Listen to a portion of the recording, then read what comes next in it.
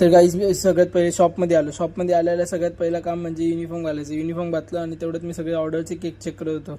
सगळे cake perfect आले तर नाही ना, कोणता केक डॅमेज वगैरे झाला आहे का नाही हे मी सगळं चेक करत होतो, कारण हा माझा काम आहे. तेवढं ते कस्टमरला केक बुकिंग करायला, यांना बुक करायचं होतं केक उद्यासाठी, आणि गेस्ट वॉट यांनी हा केक बुक केला जो केक आपल्या शॉपमध्ये ऑलरेडी ठेवलेला आहे. त्यांची डिमांड आहे, त्यांना सेम केक हवा आहे, थोडा पण 19-20 नको आहे. मी त्यांची ऑर्डर डन केली ना, तेवढ्यात मी लगेच पाणी पिता पिता विचार करायला लागलो कस्टमरबद्दल. तेवढ्यात कस्टमर आले. या कस्टमरला थोडा कन्फ्युजन होता कोणता केक घेऊ म्हणून.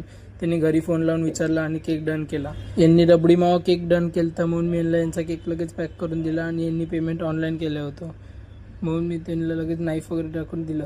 तेवढ्यात हे कस्टमर आले. या कस्टमरचा डॉलचा केक होता, यांना डॉलचा केक दिला. यांच्यासोबत 2 मुलं आली. ती मुलं आपले स्वीट्स खूप मस्ती करत होती. मी त्यांना ओरडलो तरीसुद्धा ऐकले नाही. त्यानंतर लगेच हा दादा आला. या दादानी केकच्या प्राईसबद्दल डिस्कशन केलं थोडं. त्यांना मी सगळं प्राईस वगैरे सांगितलं, गुगलवरनं फोटोज वगैरे पण दाखवले, त्यांना खूप ऑप्शन दाखवले. ते म्हटले उद्या येईल. चला बाय.